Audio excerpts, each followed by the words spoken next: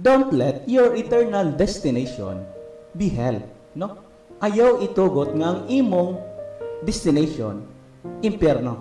Ayaw itugot nga ang imong kalag, muadto ra di ay sa impyerno.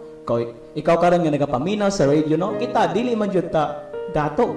Pobre man yun ta, no? Pero pobre pa ta, unya ang atoa pa yun nga eternal destination, hell, mo nang pait kayo nga kahintang, no? Nga pobre pa ta, unya mo ato pa jud tag impierno, mo nang pangandaman jud nato ning kanang gitawag nga impierno nga gisgutan sa Bible. Now, the origin of hell. First and foremost, hell is originated for Satan's rebellion.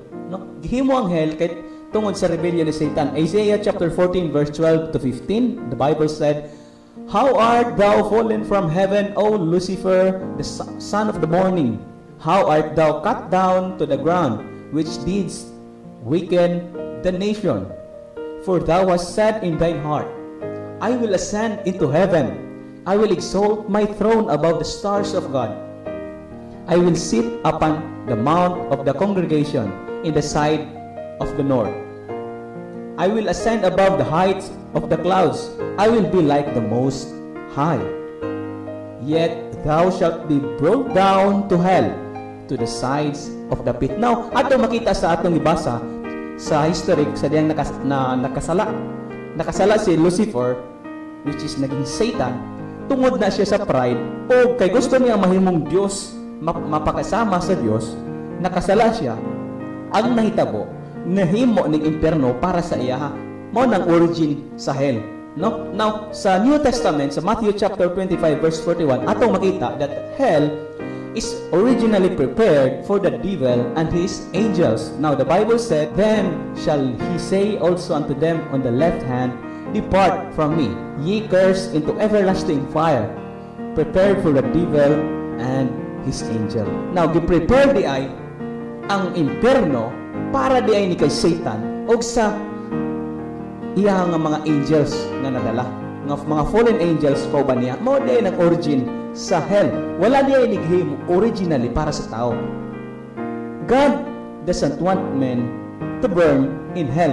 Mo nang makita nato. God does not want men to burn in hell. Now, 2 Peter chapter 3 verse 9, mao ni ingon ni Apostle Peter sa mga Christians, that the Lord is not slack concerning His promise, as some men count slackness, but is long-suffering to usward, not willing that any should perish, but all should come to repentance. Dili di ay gusto sa Ginoo nga ikaw maimpierno. Dili di ay gusto sa Ginoo nga ako maimpierno. Pero unsaon man nato that we ato makita nga padulong man ta sa impierno. Nganong padulong man ta sa impierno? Now, fourth point, origin of hell.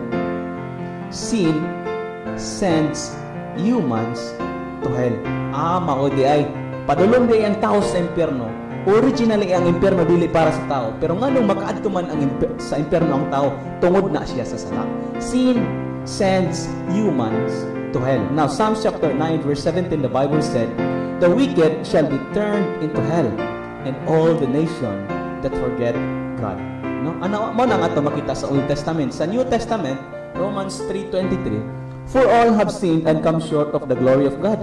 Ang tanan nakasala ug nakabsan sa maya sa Dios. So, tungod sa sala, we are fall short. Dili ta makaadto sa glory sa Dios, dili ta makaadto sa langit. Therefore, mo nang hinungdan nga maadto ta sa impyerno tungod na sa sala.